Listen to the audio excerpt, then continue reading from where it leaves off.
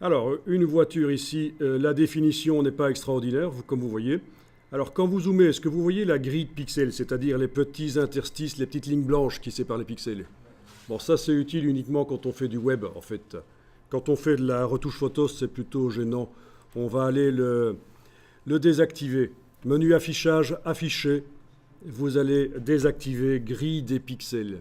Affichage, afficher, vous désactivez grille des pixels. Et là, quand vous zoomez, vous avez, comme anciennement dans Photoshop, avant que Photoshop ne fasse du web, des interfaces web, en fait, vous avez des pixels qui ne sont pas séparés par des lignes blanches. Ça, c'est pas mal. Bon, ben, vous voyez que c'est une image avec peu de pixels, ça c'est certain. Ce qu'on va faire ici, c'est qu'on va multiplier les pixels et ça devrait lisser. C'est dans le menu Image, taille de l'image. Vous avez le moteur de multiplication des pixels qui est enclenché, le rééchantillonnage. Vous avez l'option ici, conserver les détails. Non, vous ne l'avez pas, vous, dans C6. Si? Non, hein, c'est à partir de CC 2015. Ok, je vais faire bicubique plus lisse agrandissement, alors. Bicubique plus lisse agrandissement. Ça, vous l'avez. Hein. Donc, c'est une méthode... en fait, la différence par rapport à conserver les détails, c'est que conserver les détails va permettre de lister les parties, les surfaces unies dans les images. Ça va vraiment faire un lissage intéressant. Malheureusement, vous ne l'avez pas, donc je prends bicubique plus lisse agrandissement. Ici, au niveau des pourcentages, ben, on peut peut-être indiquer 300%. OK. Voilà.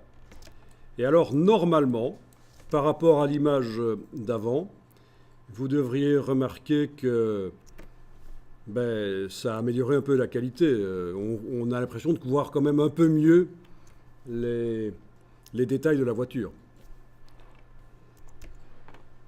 Bon, je vais vous comparer ça avec l'image JPEG que je vais ouvrir à côté. Ça, c'est l'image PSD. Je vous ouvre l'image JPEG à côté.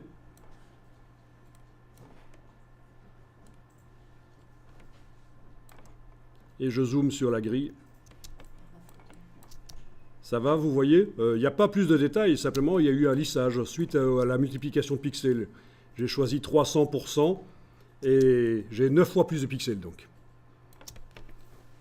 Bon, ça il faut y penser. Et le résultat sera encore meilleur avec la nouvelle fonction conserver les détails.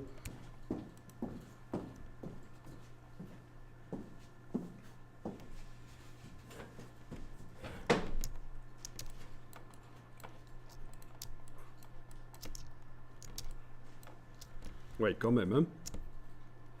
Bon, donc je ferme l'image JPEG, je continue à travailler sur la PSD que j'ai agrandie à 300% en largeur-hauteur, donc 9 fois plus de pixels.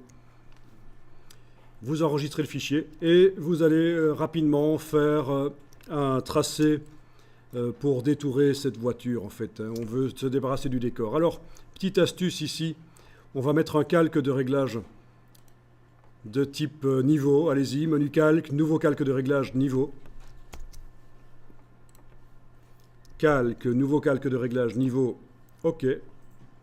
Donc dans la palette des calques, j'ai obtenu un calque de réglage de type niveau.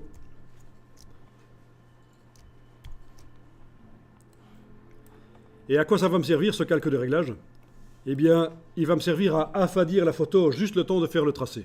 Et ça peut être pratique pour bien voir ce qu'on fait, parce que sinon, la plume n'est pas toujours très visible. Alors, les deux seules choses que vous allez changer ici, c'est le curseur du milieu pour l'intensité des tons moyens, et le curseur ici pour redéfinir l'intensité des tons les plus foncés.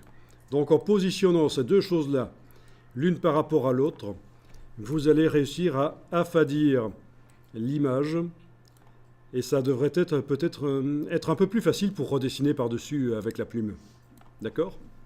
Donc ça, c'est une petite astuce. Hein. On en avait une tout à l'heure qui consistait à enlever l'œil en face de la couche magenta en face de la couche verte, pardon, dans la palette des couches.